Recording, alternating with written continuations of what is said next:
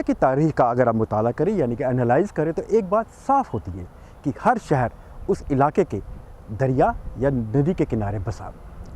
हिंदुस्तान में गंगा या यमुना, इजिप्ट में नाइल और चाइना में यंगस्टर नदियाँ हैं जहाँ कई शहर बसे। जम्मू शहर भी तवी के किनारे बसा और यहाँ से ही इसकी आबोहवा तब्दील हुई। क्योंकि हिंदुज़म में पानी या नदी को देवताओं का स्वरूप माना जाता है, इसलिए तवी को सूर्य पुत्री भी कहा जाता है। ग्लेशियरों से निकलकर, पहाड़ों से गुजरकर, मैदानी इलाकों से होकर ये जम्मू शहर पहुंचती है और यहाँ की आबोहवा को तब्दील कर देती है। माना यह जाता है कि पाकिस्तान बनने से पहले यानी कि सन 1947 से पहले सियालकोट जो अब पाकिस्तान है, वहाँ से लोग शाम गुजारने गर्मियों में तवी के किनारे आते थे और इसकी ठंडी हवा का आनंद लेते थे। तवी नदी को प्राचीन ग्रंथों में सूर्यपुत्री कहा गया है। ये चिनाब नदी की एक प्रमुख सहायक नदी है और जम्मू क्षेत्र की एक महत्वपूर्ण नदी। ये नदी कैलाश कुंड ग्लेशियर के आसपास के इलाके से निकलती है जो डोडा जिले में स्थित है। तवी कल्पास कुंड से निकलकर फिर सुध महादेव तक उतरती है और जम्मू शहर को पार करने के बाद पाकिस्तान के पंजाब में प्रवेश करती है और अंत में चिनाब नदी में मिल जाती है। तवी की अगर हम बात करें तो इसका ओरिजिन जो है वो कालीकुंड ग्लेशियर, जो कि कैलाश ग्लेशियर भी हम उसको बोलते हैं, ये भद्रवाह से ओरिजिनेट होती है और ये पास करती है, जैसे थोड़ी बहुत डोडा से निकलती है, उधमपुर कवर करती है और फाइनली जम्मू से ये पाकिस्तान में एंटर करती है। तो क्योंकि इसका जो सोर्स है मोस्टली ग्लेशियल है और जो स्प्रिंग्स हैं वो है, तो इसमें काफ़ी मिनरल कंटेंट बहुत हाई रहता है और पानी इसका बहुत अच्छा है। ये जो तवी की बात आप कर रहे हैं, बेसिकली सूर्यपुत्री तवी हम लोग कहते हैं और इसको तविशी, बेसिकली अगर इसका एक्चुअल नाम देखें तो तविशी है और जनरल आम बोलचाल की भाषा में हम लोग इसको तवी कहते हैं और इसकी बहुत ही धार्मिक इम्पॉर्टेंस है। आप देखते होंगे कि नवरात्रों में जब फेस्टिवल्स होते हैं तो लोग इसमें साँक प्रवाहित करते हैं और उसके अलावा भी सूर्यपुत्री तवी की पूजा की जाती है क्योंकि वो सूर्यपुत्री हम लोग मानते हैं। हम जम्मू के लोग जो हैं इसको सूर्यपुत्री मानते हैं, इसको हम बड़ा पवित्र स्थान देते हैं, माथा टेकते हैं, लेकिन सारा गंद शहर का यहीं डालते हैं। हम लोग सामने वहाँ आरती करते हैं हर रविवार को और आरती जब कर रहे हैं तभी 18-20 हज़ार लाख की गाड़ी खड़ी करके तवी के पुल से लोग अपने घर का कूड़ा तवी के बीच डालते हैं। जैसे जैसे अर्बनाइजेशन हुई यानी कि शहरीकरण हुआ, दुनिया और हिंदुस्तान के बाकी शहरों की तरह जम्मू की भी आबादी कई गुना बढ़ी। 4 दरवाज़ों में सीमित चंद हज़ार की आबादी वाला जम्मू शहर अब एक टियर 2 सिटी बन चुका है। मौजूदा समय में इसकी आबादी 10 लाख के करीब है। अब जाहिर सी बात है इसका असर तवी पर भी हुआ। शहर के कई नाले डायरेक्ट तवी में गिरने लगे। इससे न सिर्फ यहाँ के पानी में बल्कि पानी की क्वालिटी में भी कमी आई। शाम के समय तो अब भी यहाँ पे हवा सुहावनी लगती है, पर ऐसा महसूस ज़रूर होता है कि किसी न किसी कारण इंसान की गैर परवाही और उसके कृत्यों के कारण किसी न किसी का श्राप तवी नदी को लग चुका है। हमने देखा है कि जब तक ये डुडू बसंतगढ़ एंटर करती है डुडू में, तो इसकी जो वाटर क्वालिटी है बहुत अच्छी है, पानी बहुत साफ़ है, फुल ऑफ मिनरल्स। लेकिन डुडू के बाद जब ये चनैनी से होके, उधमपुर से होके जम्मू, यहाँ अपना विक्रम चौक जो ब्रिज है, यहाँ तक इसका पानी जो है हाईली पोल्यूटेड हो जाता है।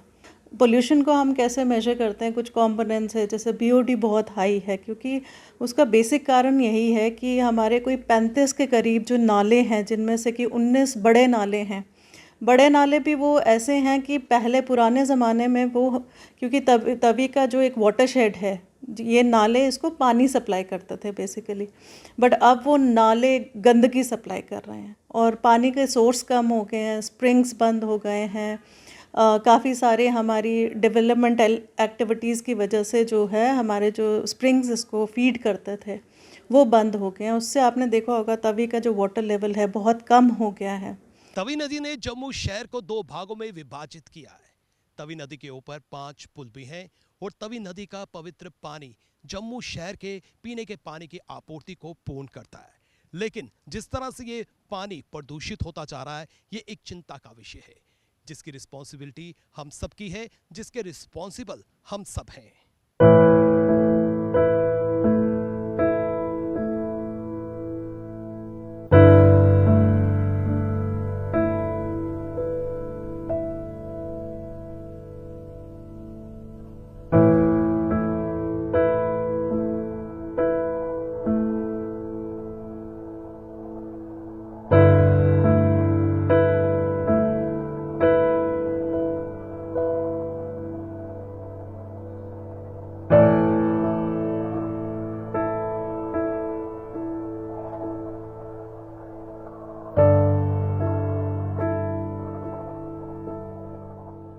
तो अगर इसमें आप पोल्यूशन का देखें, जो भी इसमें प्रदूषण हो रहा है, तो मेजर कॉज इसमें जो नाले हैं, जो आप लोग भी देखते होंगे कि सीवरेज पोल्यूशन होता है, वो काफ़ी ज़्यादा है। और बहुत सारे स्पॉट्स पे आप देखेंगे कि नाले तवी में गिर रहे हैं।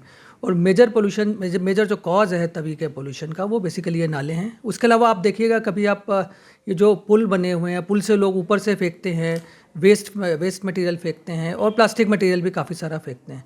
तो अगर कभी आप ऊपर से तवी के जो तट है उसको देखें, तो तट भी गंदा है, और जो उसकी रिवर बेड है वो भी काफ़ी गंदा है। उसमें आपको सिर्फ पॉलीथीन दिखेंगे काफ़ी टाइम, स्पेशली समर्स का टाइम है जब पानी का फ्लो कम होता है। तवी नदी पर ऐसे अनेकों नाले हैं जिनका गंदा पानी तवी को प्रदूषित कर रहा है। गवर्नमेंट को सख्त कदम उठाने की आवश्यकता है और इन नालों की निकासी को पूर्ण रूप से रोकने की आवश्यकता है। जब तक इनकी निकासी रोकी नहीं जाएगी, तवी यूं ही प्रदूषित होती रहेगी। वहीं जम्मू कश्मीर सरकार तवी नदी का रूप आकर्षित करने के लिए तवी नदी पर कई तरह के विकास कार्य करवा रही है, जिनमें साबरमती रिवर फ्रंट की तर्ज पर तवी रिवर फ्रंट का विकास किया जा रहा है। और इस परियोजना का उद्देश्य प्राकृतिक शुद्धिकरण क्षमताओं को बढ़ाकर पर्यावरण और शहरी बुनियादी ढांचे की स्थिरता को बढ़ावा देकर तवी नदी के सौंदर्य मूल्य को बढ़ाना है। जैसे जैसे तवी की तस्वीर बदली, ये तशवीश की वजह बनती रही। सरकार का भी ध्यान इसकी तरफ केंद्रित हुआ। 1986 में तब के गवर्नर जगमोहन ने यहाँ पे आर्टिफिशियल लेक प्रोजेक्ट का अप्रूवल दिया। तब इसकी लागत 23 करोड़ थी। कई दशकों तक इसके ऊपर कोई कार्रवाई नहीं हुई।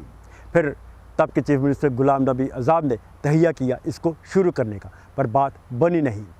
फाइनली दिसंबर 2009 में तब के चीफ मिनिस्टर उमर अब्दुल्ला ने इस प्रोजेक्ट का संगे बुनियाद रखा, जिस प्रोजेक्ट का नाम है Tawi river front project.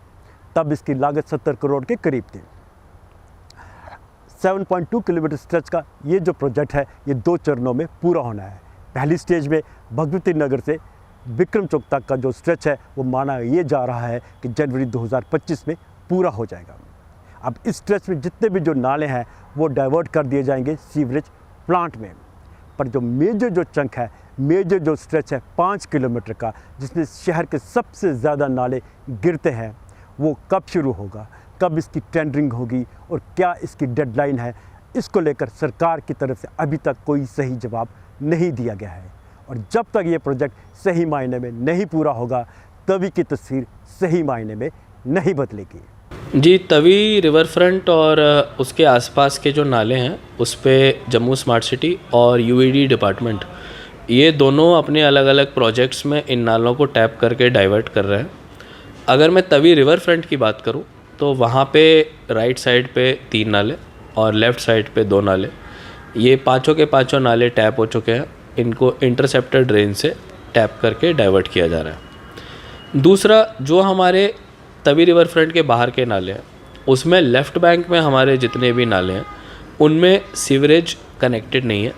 Right bank के जितने नाले हैं, वो 12 नाले फ़ेज़ 1 और फ़ेज़ 2 दोनों का काम चल रहा है। तो कहीं ना कहीं डिपार्टमेंट और सरकार की यही मंशा है कि हमारे सारे नाले टैप हो जाएं और जो हमारी पावन और पूज्य तवी है, इसमें लोग एक साफ़ और सुथरा पानी ये महसूस भी कर सकें और अपने इसको जो पूजा में इस्तेमाल करते हैं, जो अलग अलग रिलीजियस इवेंट्स में इधर आते हैं, उसमें भी ये इस्तेमाल कर सकें। जहाँ तक हमारे अभी ऑनगोइंग प्रोजेक्ट्स का ताल्लुक़ है, उसमें हमारे जनवरी 2025 तक मेजॉरिटी नाले लेफ़्ट बैंक राइट बैंक के टैप हो जाएंगे। कुछ नाले राइट बैंक के मई 2025 तक जाएंगे। और एक तरह से सब लोगों में सहमति बने कि कूड़ा हमने नाले में नहीं डालना है, क्योंकि वो नाला एंड में हमारी तवी को ही प्रदूषित करने वाला है।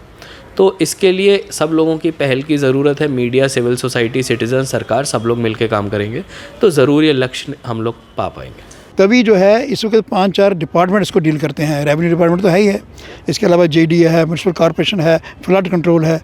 तो तभी 5-6 डिपार्टमेंट्स की ईगोज़ के बीच फंस गई है। कभी ये प्लान बनता है कि इसको डिग किया जाए इतना नीचे ताकि फ्लड जो है ओवरफ्लो ना करे, फिर वो रह जाता है, दूसरा डिपार्टमेंट लो नहीं करता।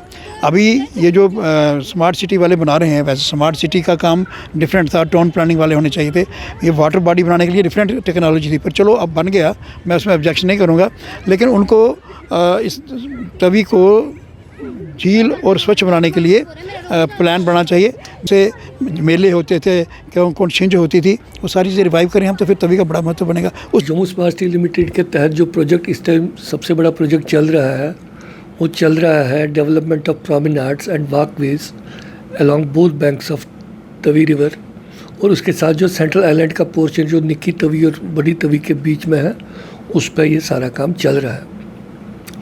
इस वक्त ये पहले चरण का काम चल रहा है, जिसमें तीनों जगहों पर लेफ़्ट बैंक, राइट बैंक और सेंट्रल आइलैंड पर हमने प्रोमेनाड्स और वॉकवेज बना दिए, जिसका काम तकरीबन 90% आज की डेट में हो चुका है, पहले चरण का काम।